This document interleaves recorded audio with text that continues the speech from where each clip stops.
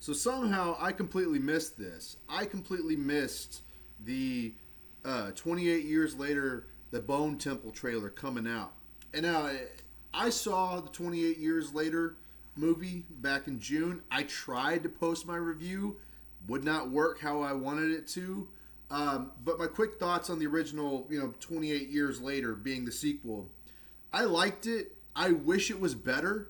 I wish it was a better movie, but I didn't hate it. I just came out of it expecting more from it. And seeing that there's a back-to-back sequel that's coming up real soon, I think in February is when it's coming out, that, I was a little bit more forgiving on some of the plot holes, but at the same time, there's no reason that I should be forgiving. Those plot holes should not be there. What I'm saying is, if the sequel is not a banger, if it doesn't explain the plot holes of the first movie, and if it's not a banger, then the first movie is just as bad as the second movie. Does that make sense? So, I like the 28 Days Later franchise. I want to like the new ones. I'm willing to be, optimistic about the future. But we're going to react to the trailer because I completely missed it. I completely missed this trailer whenever it came out. And so, we're going to sit here and we're going to react to it. So, yeah, I wanna like it. I wanna see what they got. So let's get into it. Trying to predict the future is a discouraging and hazardous occupation. In fact, it may not even exist at all. Oh, what is this I cannot see? Oh, I am deaf, none can excel. Many of the things we take for granted will one day pass away completely. I open the door of heaven and hell. When that time comes, men will no longer communicate. Oh, it's in January. Okay, it's in January. I was under the impression it was in February, but if it's still, it's in a dead zone as far as movies are concerned. You don't drop your movies in January or February if you want them to succeed at the box office. And given that this is supposed to be directed by Nia DaCosta, the director of the Marvels, I have a weird feeling that they don't have a lot of faith in this movie. That being said, I want to be there. I want to be appreciative of this. I still think the name The Bone Temple is fucking hilarious. It's just because of the implication behind, if you saw 28 years later, you saw that the infected, the zombies, were completely buck-ass naked. And now we have a movie called The Bone Temple. The comedy writes itself at this point. But I like that we're probably going to try and discover, because here's one of the things I was concerned about was when seeing the original movie, Dr. Kelson, played by Ralph Fiennes, if I'm saying his name right, he was the most intriguing character because he doesn't make any fucking sense. His character does not make any sense. The fact that he survived so long without, in this giant bone constructed temple, this bone temple, it's not possible for him to be surrounded by rage zombies and living in there. So I'd like to have some questions answered by this movie, and hopefully we'll get that. That's what we're hoping for. And I hope the rest of this trailer's good. So, because the first trailer for 28 Years Later, that shit was like, I want to see that movie. That made me go all right, this is the movie I want to see. And unfortunately, the movie was not as good as the first trailer. We're gonna keep an open mind here, hopefully.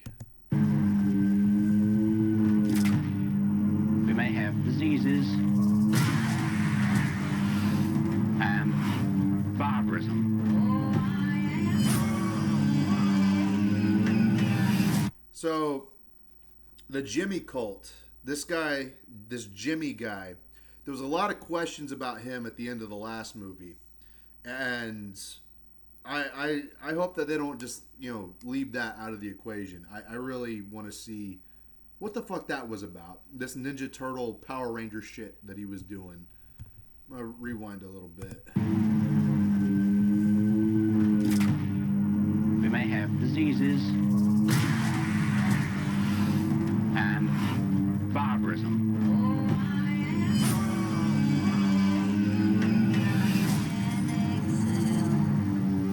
The whole world will cease to make any sense. So I saw the little kid. I don't remember his name, but he was the main character of the last movie, and I saw him with the blonde wig. It looks like the Jimmy Colt people are wearing blonde wigs. That's sort of their way of identifying themselves. And it looked like they were inside the home of that kid's parents, his family's home. Now this looks like what's her face from. She's the black ginger girl with the freckles from Solo. And I could see the upside down cross on her face. The wig obviously looks like shit. Because I knew that she was going to be in this movie. Which, to be fair, I mean, no shade against her, but she's usually a red herring for dog shit movies. Whether it's Solo, Willow, Falcon and the Winter Soldier. Like, she's sort of a red herring for dog shit. So, I mean, do with that what you will. I open the door of heaven and hell. Look at the incredible changes we've experienced and survived. She girl bossed. Did you see that? She girl bossed. So it looks like this Jimmy guy and Dr. Kelson have a history. That's interesting. Survived. Look at this. Girl bossed right there. Girl boss. You go, girl. And yet even greater changes are still to come. Are you ready? So the alpha looks more characterized. I don't know. Are you ready?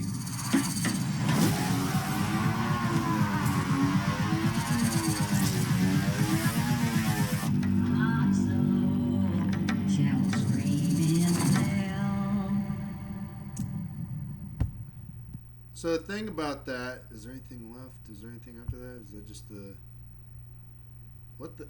Is that Dr. Kelson? Is that who that's supposed to be? That's interesting. That's okay. So the one of the weird things about 28 years later, whenever I first saw it, it was kind of like, it didn't feel like a zombie movie. It felt like a high fantasy adventure. And it feels like they're sort of kind of continuing that trend of like this weird fantasy stuff. Now, I actually like that part of the movie. I like that weird fantasy sort of vibe, but I would like for it to not be such random artsy fartsy crap because it's hard to follow when they do that, right? Cillian Murphy's supposed to be in this movie, and I hope he is. I hope they don't completely Last Jedi him. But it'd be nice to see Cillian Murphy as Jim, because, well, I'd like to have some sort of connective tissue canonically between these movies, and I don't know. I was a little bit, just a tiny bit disappointed that this movie, the 28 years later movie, wasn't as good as the trailer sort of made it out to be, and I'm a little worried for this one. Now, I'm not saying that the trailer's bad. Trailer looks good. I have weird mixed feelings about it at this point in time. So, let me know what y'all think in the comments down below. Did you like the trailer? Are you excited for this new movie? I'm a little disappointed in myself that I didn't see it coming. You know, I would have thought the trailer would have come out at least a month from now, but the fact that it's out now means that they're trying to get the hype for it for at least January. So, because they're hoping for it to be a trilogy. And honestly, I think if they were going to do a trilogy, they might as well just do a TV show. I would have actually preferred they do a TV show. But in some instances, that's also worse because of the amount of creativity you could spend on a TV show would have actually been better used in a movie. I don't know. I don't know what's actually going on there, but the fact that they got Nia DaCosta is sort of a red flag. Alex Garland has been hit or miss in the last 10 years, and same thing with Danny Boyle, in my opinion. But let me know what y'all think in the comments down below. Like, share, comment, subscribe, and I'll talk to y'all in another video very soon.